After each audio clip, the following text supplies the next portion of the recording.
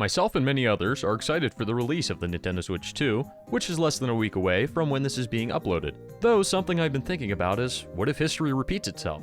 What if another Nintendo console sequel fails? The way I see it, there are a few pitfalls that the Switch 2 has that could stop it from being as successful as its predecessor, or even worse, being like the Wii U and completely flopping. One of the biggest concerns with the Nintendo Switch 2 is its price tag.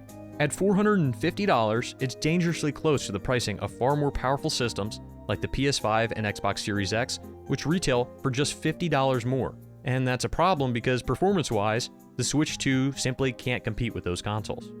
Historically, one of Nintendo's biggest strengths has been its affordability. The original Switch released at $299, which was a sweet spot for most families, casual gamers, and people looking for a secondary console. But it wasn't just cheap, it was also innovative.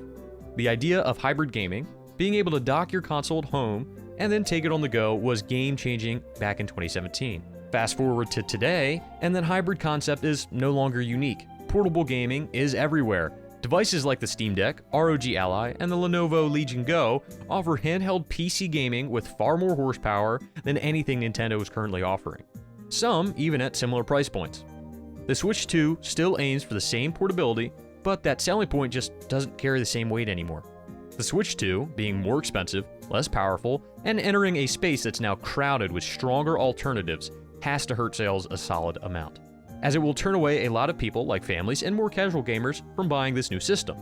A lot of other gamers who expect more bang for their buck in 2025 might also simply turn away because of its $400 price tag. Nintendo has always had a strong advantage with its exclusive first-party titles. Games like The Legend of Zelda, Mario Kart, and Super Smash Bros. Are usually enough to sell systems on their own. But this time, there's a catch. Those exclusives are getting more expensive too. Take Mario Kart World, for example. This is the Switch 2's flagship launch title. It's priced at $80, which is a significant jump above the already controversial $70 price point that became the standard for our current gen games. Even the upcoming ports of Tears of the Kingdom and Mario Party Jamboree are also listed at $80. Meanwhile, every other game announced so far is sitting at $70, a price point that, while is more common now, many players still haven't fully accepted. The worst part is that this pricing trend will spread. If Mario Kart World sells well at $80, it will set a precedent for other Nintendo titles to follow. And since Nintendo games rarely ever go on sale, players won't have the option for waiting for discounts. I mean, even Breath of the Wild is still $60 and it was released in 2017. Actually, if anything, the price has gone up since it's $70 on the Switch 2. And it doesn't stop at games. Accessories are getting pricier too, especially in the US, where tariffs on imported goods are pushing prices up even further. A pair of Joy-Cons for the Switch 2 are nearly $100, which is a steep cost for families who just want a second pair of controllers or for anyone replacing their faulty hardware. A problem the original Switch Joy-Cons are infamous for, though Nintendo has said they redesigned these new Joy-Cons to make sure stick drift doesn't occur. I just hope this is actually the truth, because these things are going to have to last forever for $100. All of this creates a dangerous combination.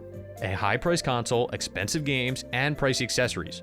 That's the kind of ecosystem that shuts out the casual market, families, kids, or budget-conscious gamers, who were a massive part of Nintendo's success with the original Wii and the Switch. Without a more affordable entry point, the Switch 2 could end up appealing only to the hardcore Nintendo faithful, the same situation that hurt the Wii U. The next potential downfall of the Nintendo Switch 2 is about ownership, or rather the illusion of ownership. Nintendo recently updated its user agreement, and buried within the fine print is a clause that now has the public's attention. According to this new policy, Nintendo reserves the right to remotely disable or permanently brick your console if it detects that you've modified your system or software in any way that violates their terms of service. That includes modding or attempts to emulate older titles. Now, modding has always technically been against Nintendo's rules, but what makes this different is the severity of the punishment and the timing of the announcement. This policy came to light after many players had already pre-ordered the Switch 2, meaning they agreed to these harsh terms without even knowing it, which is frustrating and feels a little deceptive. Players were excited and eager to support Nintendo's next console, and now they're being told if they step out of line, their $400 machine can remotely be made completely useless. This kind of enforcement also has a chilling effect on the entire modding and preservation community. Nintendo has had a long and complicated relationship with emulation and fan projects, but this takes it a step further. For many gamers, especially those who enjoy tweaking, customizing, or preserving older software, this policy alienates this entire community of passionate gamers.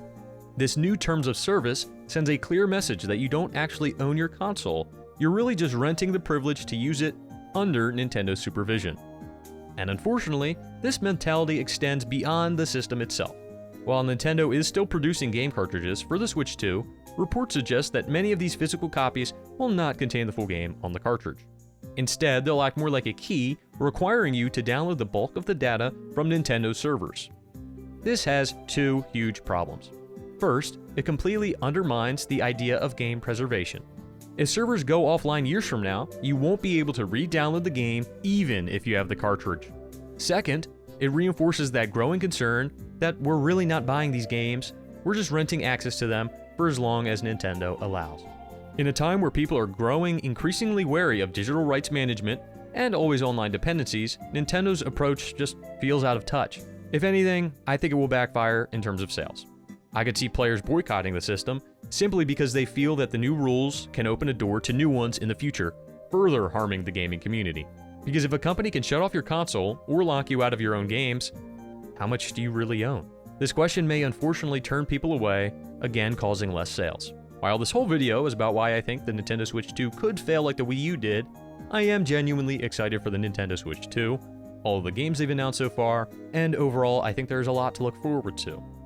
I mean, for as long as I can remember, people have been wanting an upgraded Switch, and Nintendo delivered just that. An amazing and exciting upgrade for one of their best systems ever. Let me know in the comments what you are most excited for, and if you think my points are valid at all. I would love to have a conversation about it down below. Thank you for watching the video. If you like and subscribe, that would be so appreciated, as it helps the channel so much. And I hope you stick around for the next one. Peace.